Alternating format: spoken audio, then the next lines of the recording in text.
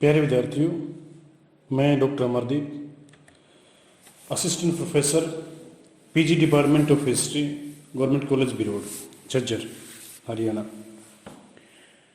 आज के इस टॉपिक में हम एमए इतिहास सेकेंड ईयर के मध्यकालीन भारत के इतिहास के ऊपर चर्चा करेंगे। इससे पहले के टॉपिक में हमने चर्चा की थी कि दिल्ली सल्तनत के समय में किस प्रकार से राजनीति और शहरीकरण में बदलाव आते हैं। आज हम बात करेंगे चैलेंजेस टू इंडियन सोसाइटी, यानी दिल्ली सल्तनत की स्थापना के पश्चात भारतीय समाज के सामने क्या चैलेंजेस या चुनौतियां हमें देखने को मिलती हैं। सबसे पहले अगर बात की जाए, एक नए प्रकार का समाज का निर्माण भारत में इसमें प्रारंभ होता है। अगर मध्यकाल से पहले की बात की जाए तो भारतीय समाज एक तरह से जाति व्यवस्था और वर्ण व्यवस्था के ऊपर आधारित था, मगर दिल्ली सल्तनत की स्थापना ने इस परंपरागत व्यवस्था को तोड़ा और एक तोड़ने के साथ साथ एक हम ये कह सकते हैं कि एक व्यापक स्तर पर इसको प्रभावित किया है। इसके साथ साथ हम ये भी कह सकते हैं केवल भारतीय लोग ही इससे प्रभावित नहीं हुए, बल्कि नए विदेशी तत्व आने के बाद और उनका भारतीय समाज में सम्मिलित होने से एक ऐसा परिवर्तन देखने में आता है जिससे न सिर्फ परंपरागत हिंदू समाज को प्रभावित किया उसने, बल्कि साथ साथ खुद मुस्लिम समाज का भी भारतीयकरण हमें यहाँ पर देखने को मिलता है। सबसे पहले हम बात करेंगे नई मिश्रित जातियां और दस्तकारों के उत्थान का। जब हम भारत की बात करते हैं, खासकर मध्यकाल की बात करते हैं और दिल्ली सल्तनत की स्थापना की बात की जाती है, तो एक व्यापक प्रभाव हमें देखने को मिलता है भारतीय समाज के ऊपर। और इस प्रभाव का सबसे बड़ा जो कारण था वो ये भी था कि यातायात के साधनों में सुधार होता है और उस सुधार के वजह से बहुत सारे व्यापारिक गतिविधियों में बढ़ोतरी देखने को मिलती है। व्यापार एक नए प्रकार से हमारे सामने आता है। इसके साथ साथ जब मुस्लिम शासक भारत में अपनी सत्ता स्थापित कर रहे थे तो वो अपने साथ नए नए प्रकार के दस्तकारी और नए नए प्रकार के व्यवसाय भी लेके आते हैं।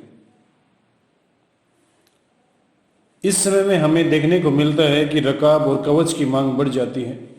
रकाब और कवच दोनों घोड़े के लिए यूज होते थे, घोड़े और सैनिक के लिए यूज होते थे। जैसे जैसे मुस्लिम शासन स्थापित होता जा रहा था, युद्धों की संख्या भी बढ़ती जा रही थी। कभी वो पंजाब में युद्ध था, कभी राजपूताना क्षेत्र में था, कभी बंगाल तक।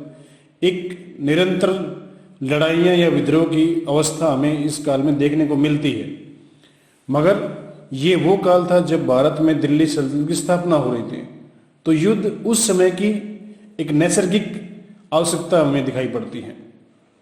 इसके साथ साथ हम कह सकते हैं कि औद्योगिक कला, धातु से संबंधित अनेक प्रकार की दस्तकारियों में वृद्धि होती है।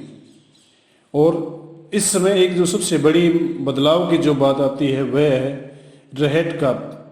रहट का प्रयोग, क्योंकि इसका प्रयोग सबसे अधिक मात्रा में होने लग जाता है और इसमें सुधार किया जाता है, जिससे सिंचाई के काम बड़े आसानी से हमें यहाँ पर देखने को मिलते हैं, यानी उसमें एक सुविधा सामने आती है। जब दस्तकारियों की बात आती है तो कागज, साजिश, शीशे के कला, चरखे, भवन निर्माण इत्यादि अनेक परिवर्तन आते हैं जिनसे हमें भारतीय समाज पर गहरा प्रभाव देखने को मिलता है। अलग प्रकार के कारीगर अब शहरों में देखे जा सकते हैं और उनकी उपस्थिति औद्योगिक कार्यों और नई सरकार को चलाने के लिए आवश्यकता थी। कुशल कारीगर अब समाज में ऊंचा स्तर पा सकते थे।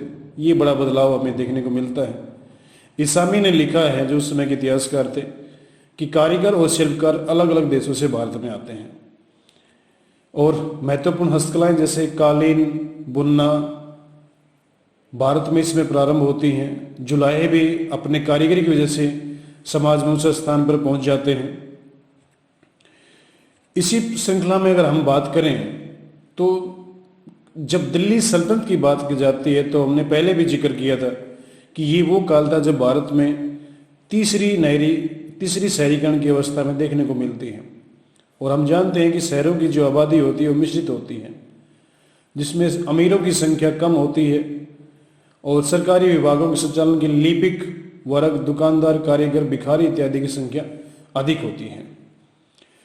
यहाँ पर एक जो नया बदलाव हमें देखने को मिलता है, जहाँ पर हम नई मिश्रित जातियों की बात करते हैं, उसमें हम गुलाम वर्ग की एक बड़ा बदलाव देखने को मिलता है। गुलाम वर्ग में प्राचीन काल में भारत में दास प्रथा थी, गुलामों का प्रयोग भी होता था, मगर अब एक बड़ा प्रभाव या बदलाव हमें देखने को मिलता है। वह बदलाव था कि इससे पहले यानी इस्लामिक राज्य भारत में या फिर दिल्ली सल्तनत की स्थापना होने से पहले भारत में गुलामों से जो कार्य करवाए जाते थे वो खासकर घरेलू प्रकार के जो कार्य होते थे या खेती में उनको लगाने की बात होती थी, जो पहले से भारत में चली आ रही थी। मगर तुर्क व्यवस्था ने एक नया प्रकार का हमें आयाम यहाँ पे देखने को मिलता है। प्रशासनिक कार्यों के लिए भी गुलामों की नियुक्ति होती है। इल्तुतमिश ने जैसे 40 सरदारों को 40 गुलामों का एक दल बनाया था, जिसने आगे चलकर यानी बलबन तक एक बड़ी महत्वपूर्ण भूमिका निभाई कि सुल्तान कौन बनेगा, यानी सुल्तान बनाने वाले दास बन जाते हैं लोग।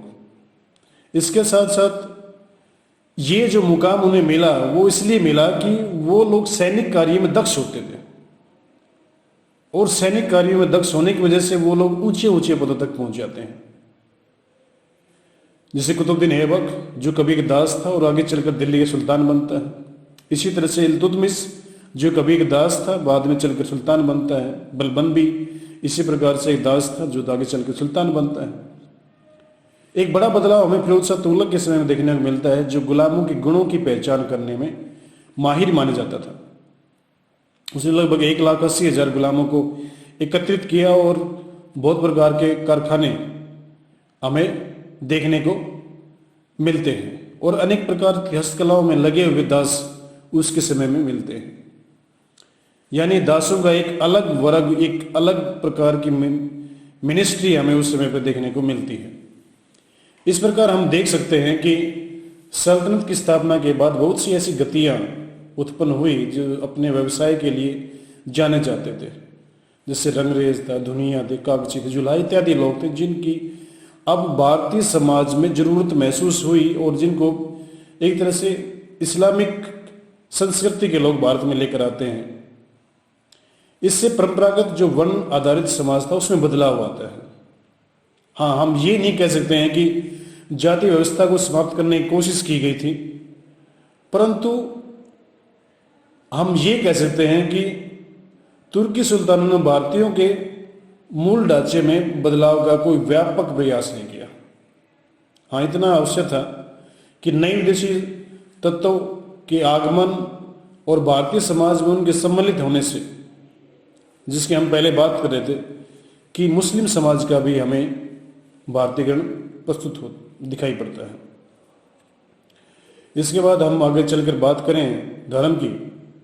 तुर्की विजय यानी तुर्क या दिल्ली सल्तनत की स्थापना और भारतीय धर्म की अगर बात की जाए कि क्या इनके बीच में चुनौतियां रही, क्या इनके बीच में कोई टसल हुई, वार हुई, उसके बारे में अगर बात की जाए तो इतिहासकार के.एस. लाल लिखते हैं उनकी अपनी किताब में the growth of Muslim population in medieval India, जहां पर वो कहते हैं कि सुल्तान ने धर्म के परिवर्तनों के जरिए हिंदुओं की संख्या बहुत घटा दी।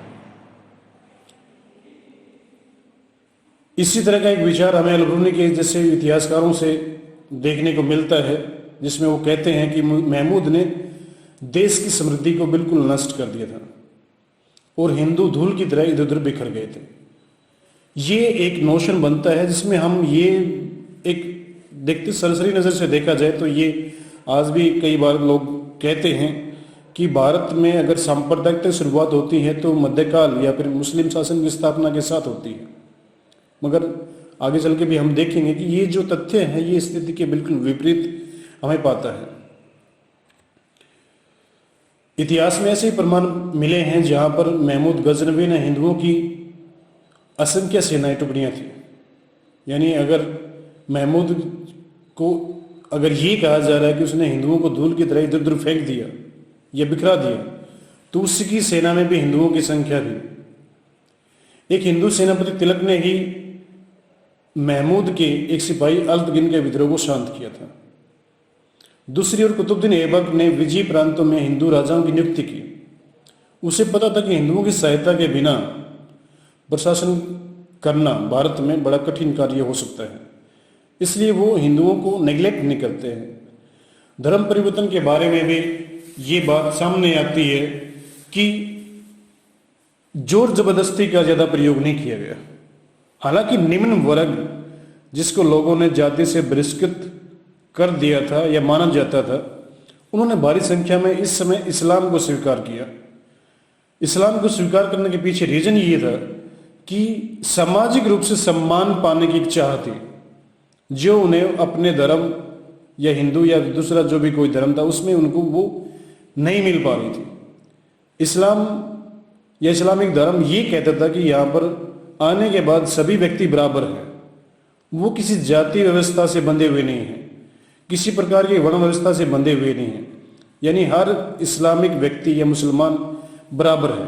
तो इस बात ने निम्न वर्ग के लोगों को वो अपनी तरफ आकर्षित किया, तो वो बड़ी संख्या में यहाँ पर धर्म परिवर्तन करते हैं और मुसलमान बन जाते हैं। इसके साथ साथ हम ये भी कह सकते हैं कि यदा कदा हिंदू लोगों को युद्ध बंदियों के रूप में या अपराधियों के रूप में एकत्रित किया जाता था, खासकर जब युद्ध होते थे, और फिर उनको बाद में अगर वो धर्म परिवर्तन कर लेते तो उनको दंड मुक्त कर दिया जाता था। यहां पर एक बात और ध्यान में देने योग्य है कि कुछ उदाहरण ऐसे भी मिले हैं जहां पर मुसलमानों द्वारा हिंदू बनने के उदाहरण मिले हैं। धर्म परिवर्तन करके इस्लाम स्वीकार करने का कारण राजनीतिक आर्थिक लाभ या फिर सामाजिक प्रतिष्ठा बनाने की ललक थी, और कभी कभी धर्म परिवर्तन क्षेत्रीय कारणों से भी हुए, जैसे कि पंजाब और पश्चिम बंगाल में भी हुए, जहां पर हिंदुओं को सरकारी नौकरी में नियुक्त किया गया था। उन्हें अपने सामाजिक और धार्मिक कार्यों के निष्पादन की पूर्ण स्वतंत्रता में दिखाई पड़ती है, जो आगे मुगल काल तक जारी रहती है।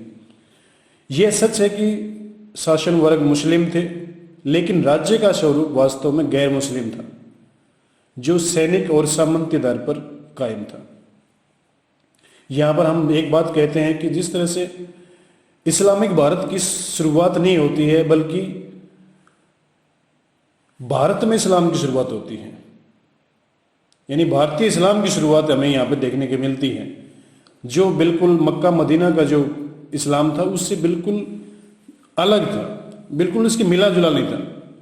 यानी तत्कालीन समय परिस्थितियों और भारत देश की परंपराओं के अनुसार हमें यहाँ पर इस्लामिक संस्कृति में बदलाव भी देखने के भाव भी यहाँ पे दिखाई पड़ते हैं। इसके साथ हम ये कह सकते हैं कि प्रत्येक क्षेत्र में हिंदुओं को काफी महत्वपूर्ण भूमिका थी, खासकर व्यापार, वाणिज्य और बैंकों के रूप में शांत और सुव्यवस्थित राज्य करना एक मुख्य कार्य था। व्यापारिक और वाणिज्यिक क्षेत्र में हिंदुओं को नुकसान पहुंचाने का कोई भी कार्य सुल्तान यहां पर नहीं करता है। इल्तुतमिश के जमाने में जब उलेमाओं ने हिंदुओं के सामने मृत्यु या इस्लाम की शर्त रखने की पेशकश की, तो वजीर जुनैदी कहते हैं कि हाल ही में भारत पर विजय प्राप्त की है दिल्ली सल्तनत ने या फिर तुर्कों ने, और मुसलमान समुद्र के एक बूंद के समान है इस देश में। यह संभव है कि यदि यह आदेश लागू किए गए तो हिंदू आपस में मिलकर व्यापक स्तर पर कुछ न कुछ गड़बड़ी पैदा कर सकते हैं। ये बिल्कुल वैसा ही कंडीशन है जब हम बात करते हैं, खासकर जब 1757 में अंग्रेजों ने प्लासी की लड़ाई लड़ी और एकदम से उन्होंने बंगाल पर अधिकार नहीं किया। उसके पीछे रीजन ये था कि अनेक दूसरी ताकतें, हो सकता है कि पुर्तगाली या फिर फ्रांसीसी, दूसरी भारतीय रियासतों के साथ मिल करके विद्रोह कर दें और जो छोटा सा राज्य अंकुरित हो रहा है वो पहले से ही टूट जाए। तो वैसा ही भाव हमें यहाँ पर मध्यकाल में देखने को मिलता है जब ये बात वजीर जुनैदी कहते हैं। इसी प्रकार अलाउद्दीन खिलजी की भी एक बात सामने आती है जब वो शहर के प्रमुख काजी से कहते हैं कि मुझे नहीं मालूम कि इस्लाम के अनुसार क्या सही है, क्या कानूनी है और क्या गैर कानूनी है। मैंने सल्तनत की आवश्यकता को ध्यान में रखते हुए कानून बनाए हैं। यानी हम ये कह सकते हैं कि मतलब दिल्ली सल्तनत के जो सुल्तान थे वो अपनी सत्ता को स्थापित करने के लिए कार्य कर रहे थे, न कि भारत में इस्लामिक धर्म को स्थापित करने का कार्य कर रहे थे। इसलिए आगे चलकर हम देखते हैं कि इतिहासकार बर्नी जो भारतीय तुर्की सल्तनत को वास्तव में इस्लामिक मानने को तैयार है ही नहीं, लेकिन उसने व्यवहारिक और लौकिक मान्यता वाला बताया। जिस प्रकार से सुल्तान खलीफा की अपना नेता मानता था या अपना मुखिया मानता था, उसी तरह से यहां पर भी इस्लामिक राज्य की स्थापना को उन्होंने एक व्यवहारिक और लौकिक मान्यता ही दी है। उसको सैद्धांतिक मान्यता वाली बात ये लोग नहीं कह रहे। एक तरह से हम ये कह सकते हैं। इससे प्रकट होता है कि हिंदुओं को शायद बाध्य नहीं किया गया उस समय पर। तुर्कों को कोई भारतीय राजनीतिक संगठन की विज्ञान नहीं थी। उनके पास केवल एक ही रास्ता था कि वो भारतीय लोगों को मत प्राप्त करें और पुराने नियमों में हस्तक्षेप न करें, जो आगे चलकर अंग्रेज भी कुछ समय तक ऐसा ही करते हैं। इसका नतीजा यह निकला कि तुर्की साम्राज्य द्वारा बनाई गई सरकार एक तरफ मुसलमानों को राजनीतिक विचारों और संस्थाओं की नीति का वाहक थी, दूसरी ओर वह भारतीय या स्थानीय राजपूत शासक व्यवस्था को भी बदलना नहीं चाहते थे। धार्मिक स्वतंत्रता की अगर बात की जाती है, जैसे जैसे दिल्ली सल्तनत की स्थापना हुई, प्रारंभिक चरणों में अनेक शहर लूटे गए और मंदिरों को विशेष रूप से निशाना बनाया गया। इसमें मंदिरों को विशेष रूप से निशाना बनाने के पीछे रीजन एक ये भी था कि उसमें मंदिरों में बहुत सारा खजाना भी था, एकत्रित हो चुका था। जिस तरह से हम महमूद गजनवी का सोमनाथ आक्रमण देखते हैं, वो कंडीशन में थे। आगे चलकर अगर जिस तरह बख्तियार खिलजी की हम देखते हैं कि उसने नालंदा विश्वविद्यालय के ऊपर आक्रमण किया था, उसके पीछे भी वहां का धन एक प्रमुख कारण था। और इसमें हम ये भी देखते हैं कि जैसे कुछ शहरों में जहां पर हिंदू मंदिर थे उनको मस्जिदों में बदला गया, जैसे कुतुब इस्लाम मस्जिद थी, 2.5 दिन का झोपड़ा था, इसके खास उदाहरण है। एक तरह से गैर मुस्लिम पूजा स्थलों के प्रति सुल्तानों नीति मुस्लिम कानून पर आधारित थी, जो कि नए पूजा स्थलों के निर्माण को मना करती हैं, लेकिन प्राचीन मंदिरों की मरम्मत की अनुमति भी देती है। और हमें यहाँ पर इस तरह के काफ़ी वो देखने को मिलते हैं जहाँ पर प्राचीन मंदिरों के मरम्मत की अनुमति सुल्तानों द्वारा दी गई थी। इसी तरह से हम ये भी कह सकते हैं कि इस्लाम अभी स्थापित होने जा रहा था और गांव का जीवन यानी ग्रामीण जीवन इस्लामिक प्रचार से बिल्कुल दूर था। और हम ये कह सकते हैं कि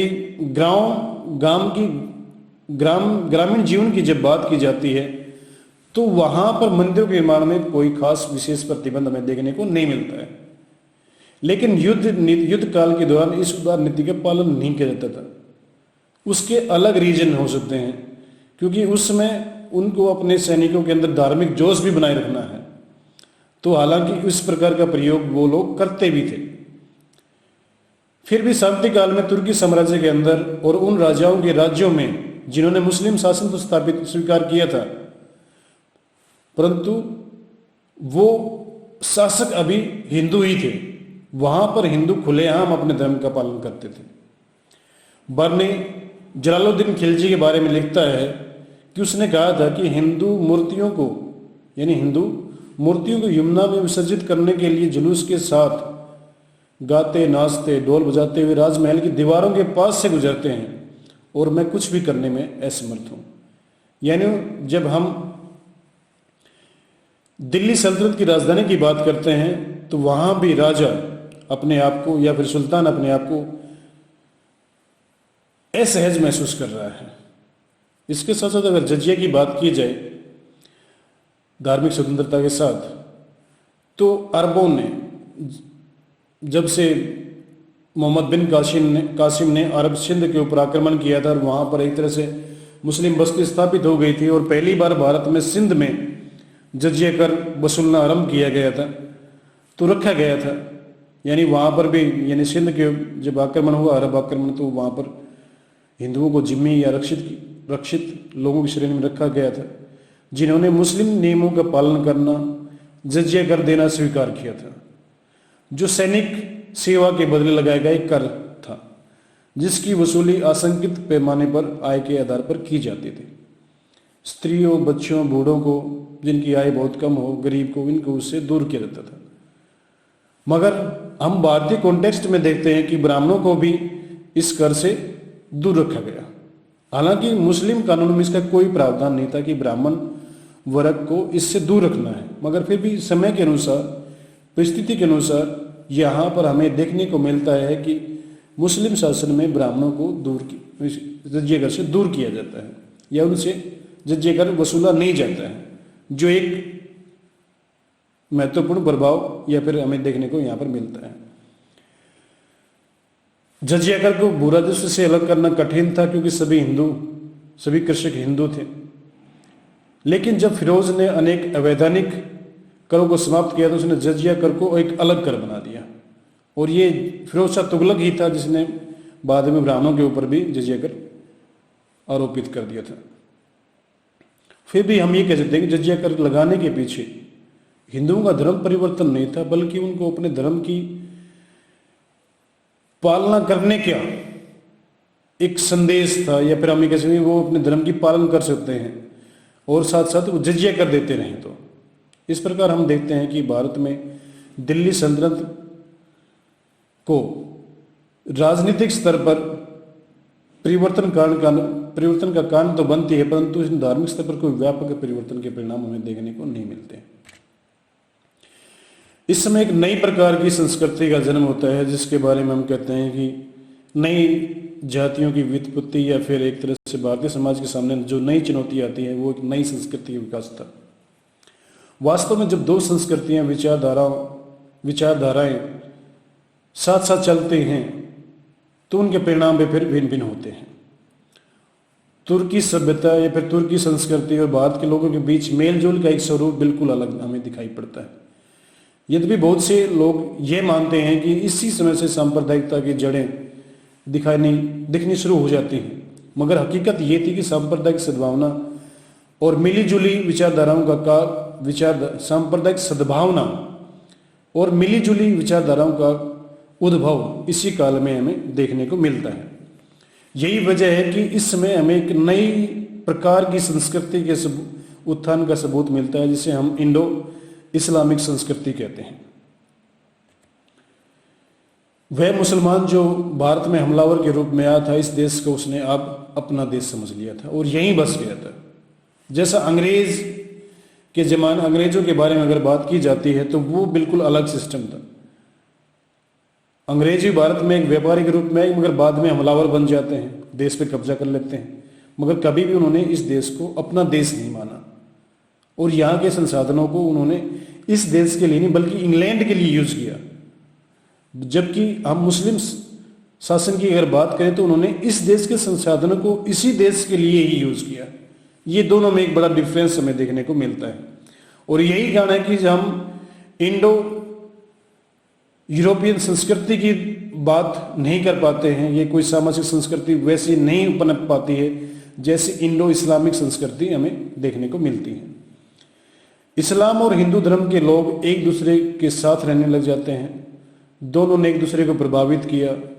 सांस्कृतिक परंपराओं और बौद्धिक विचारधाराओं का आदान प्रदान भी हमें देखने को मिलता है, जो आगे चलकर सूफी संतों के माध्यम से उन्होंने भी एक महत्वपूर्ण भूमिका निभाई इस इंडो इस्लामिक संस्कृति को आगे बढ़ाने में।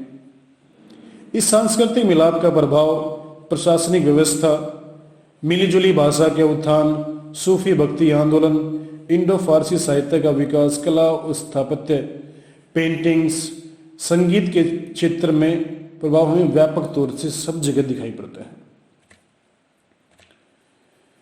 नई संस्कृति में अगर हम बात करें तो हम ये कह सकते हैं कि दिल्ली सल्तनत की स्थापना भारतीय समाज और संस्कृति के लिए कोई क्रांतिकारी परिवर्तन नहीं ला सके।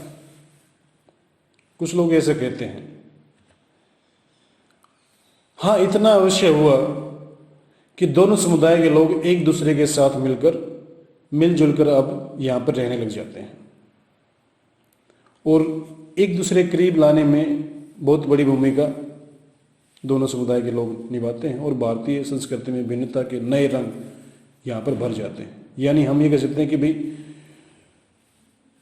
किसी भी समुदाय में क्रांतिकारी परिवर्तन नहीं आता है, मगर एक दूसरे की संस्कृति को ये लोग अपनाना शुरू कर देते हैं और एक नई प्रकार की संस्कृति जिसे हम इंडो इस्लामिक संस्कृति कहते हैं। निष्कर्ष के रूप में हम ये बात कह सकते हैं कि दिल्ली सल्तनत की स्थापना ने भारत के परंपरागत वर्ण व्यवस्था पर आधारित जाति व्यवस्था को व्यापक रूप से प्रभावित किया, जैसा हमने पहले वर्णन किया था। क्योंकि अब नए प्रकार की मिश्रित जातियां या फिर दस्तकारों का उत्थान, रंगरेज, धुनिया, कागजी, लाइका इत्यादि का हुआ। इस प्रकार की दस्तकारियां थी वो हमें पहले भारत में इस शासन की स्थापना से पूर्व में देखने को नहीं मिलती है।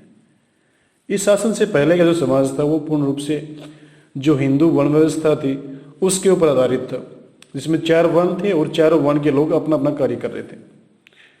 मगर दिल्ली सल्तनत की स्थापना ने भारत में एक शहरी व्यवस्था की या तीसरे शहरीकरण के दौर को लेकर आती है, जहां पर शहरीकरण की वजह से अनेक प्रकार के नए दस्तकारियां, कारीगर हमें देखने को मिलते हैं।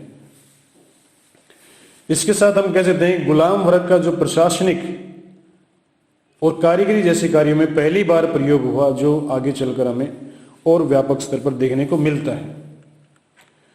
धर्म परिवर्तन के संबंध में जैसे हमने बात की थी कि जोर जबरदस्ती ज्यादा प्रयोग नहीं होता है। हालांकि युद्ध काल के दौरान बहुत सारे लोगों को धर्म परिवर्तन किया गया।